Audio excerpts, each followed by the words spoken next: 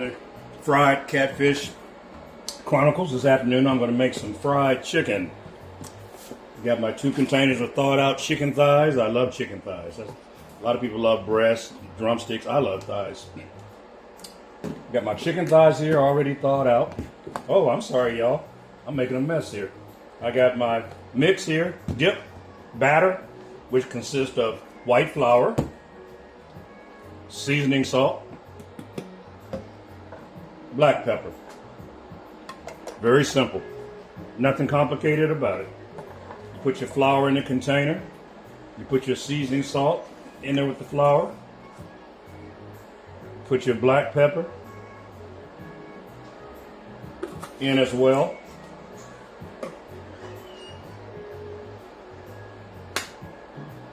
All right, black pepper. Then you want to mix it all up nice and thoroughly. You want to mix your batter up nice and thoroughly. I just usually use a fork. I shake it and I mix it with a fork. Get it all thoroughly so the seasoning is throughout the entire flour mixture, not all clumped in one spot. So you just kind of mix it up with a fork or something. I like using a fork. I don't know, I just like using a fork. Seems like it mixes it up more thoroughly. So you get it all mixed up nice and thoroughly. You can also shake it from side to side like this. Get it nice and ready to rock and roll. Let me wipe up this flour, a little bit of flour I spilled before I forget. I don't like a messy kitchen. I don't like a messy kitchen. I don't like trying to cook in a messy kitchen, so I'm going to clean up my mess here.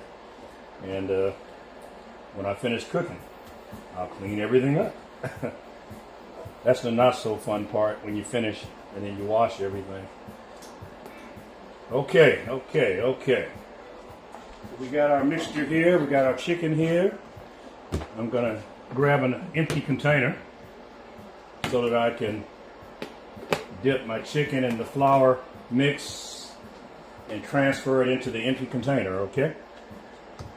Okay, let's see what we got here. Get my fork out of there.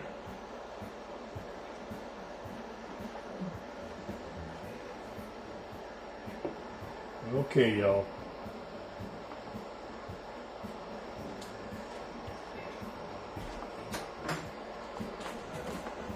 All right, here we go. Contestant number 1.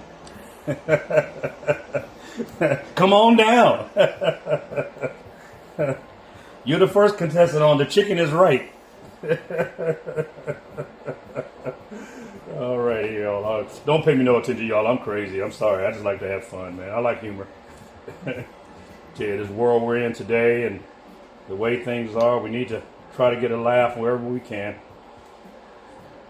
Only thing I had to look forward to, y'all, is laughing and eating. There's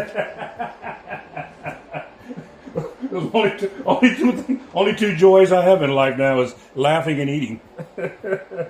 Things are really quite tragic out in the world today, but that's all right. God is with us. God is with us, and Jesus will be back, y'all. He'll be back.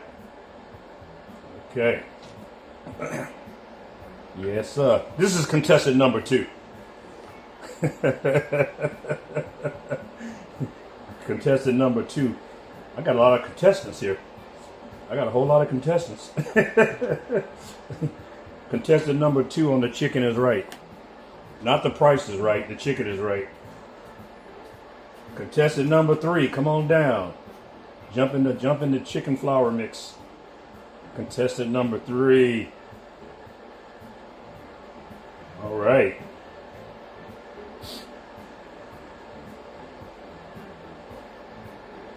All righty. We rolling now, y'all. We rolling now, y'all. Contestant number 4.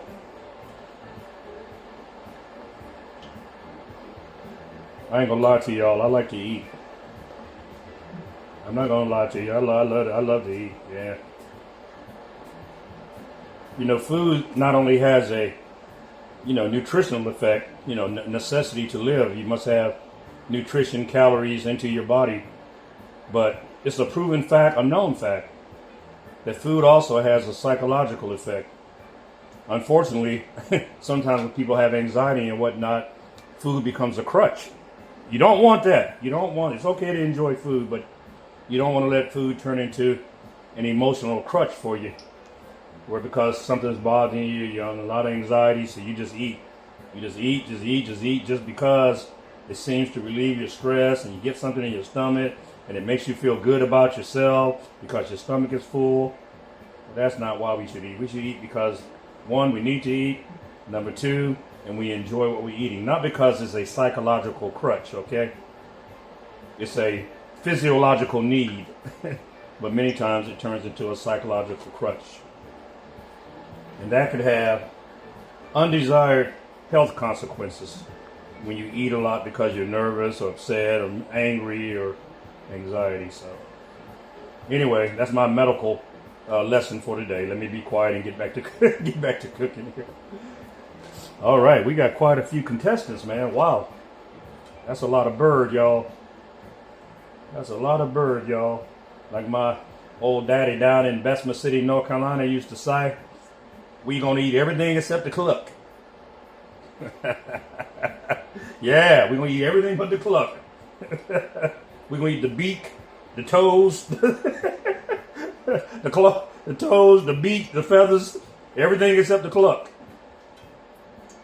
I had one aunt, she's deceased now, rest in peace, bless her heart. I tell you what, she eat the cluck too.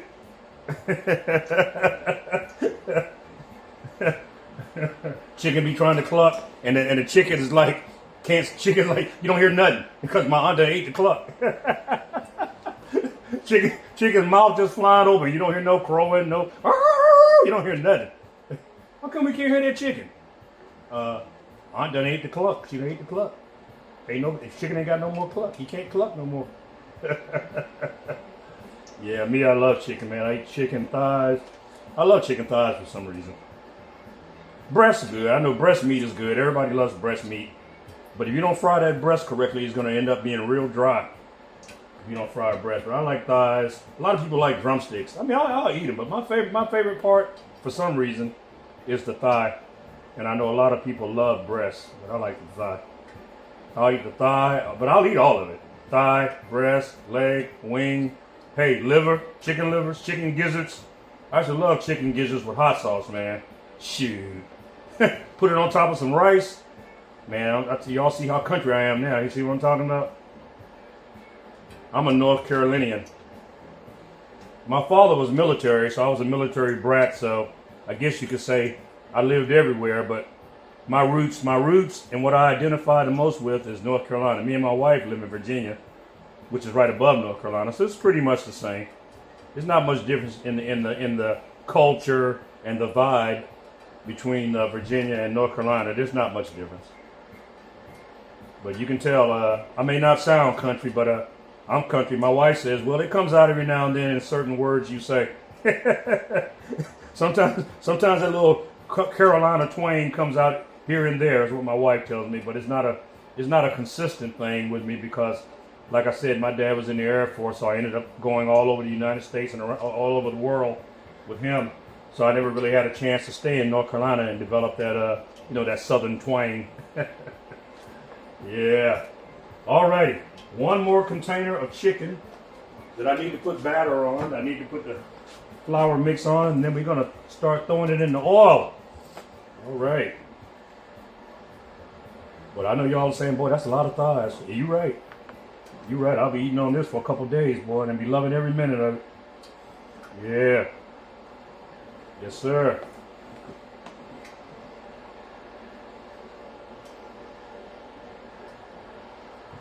This is real easy, y'all. You can do it yourself. Don't ever say, "Oh, I can't cook. I don't know how to cook." You see what I did? Threw some flour in this container, some seasoning salt, and some black pepper, and grab my chicken, and just dip it into the mix, and get it all prepped so it's ready to go into that hot olive oil. Me and my wife, we're partial to olive oil. Now I realize, I know what you're gonna say. Oh, that's expensive. Yeah, olive oil it costs more, but it makes your food taste better. And the main thing, more importantly, it's better for you. It's better for you than sunflower oil and corn oil. And Lord knows, please don't use no Crisco. Please don't use that. That's been played out. We all know that's not good for your blood pressure and your arteries and your veins and heart health. But olive oil is very good for your health. It's better than corn oil. It's better than Western oil. It's better than sunflower. All those different mazola, all those different things y'all see on the shelf. If at all possible, get you some olive oil. It'll make your food taste better, and more importantly, as I said, it's better for you. My wife got me on it. Shortly after we met a few years back, you know, 'cause me, I was using the cheapest thing I could find on the shelf. I was grabbing whatever cost the least to fry stuff in. That's what I would buy. And she was like, no, that stuff is not good. You're going to ruin your health. And if you're going to eat fried food, at least fry it in olive oil. You know, a lot of times they say, you know, bake your stuff. But hey, like I said, I'm a North Carolinian, my bloodline, and everybody in the South likes stuff fried. Yeah, we eat baked. We eat things that are baked as well. But you know, they tell you sometimes, they tell you, oh no, don't eat nothing fried. Don't eat nothing fried. Bake all your meat. Bake it or broil it. Bake it or broil it. But you know what? Like I told you, I got that North Carolina blood in me, and I gotta have something fried. So if you're gonna eat something fried, try to use olive oil though, instead of all that other stuff. Try to keep you in better health. All right, this is our last contestant that I'm working on here now.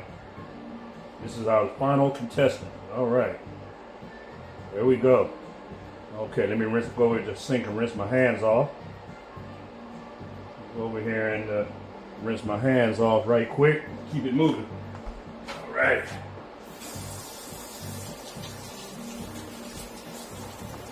Yeah.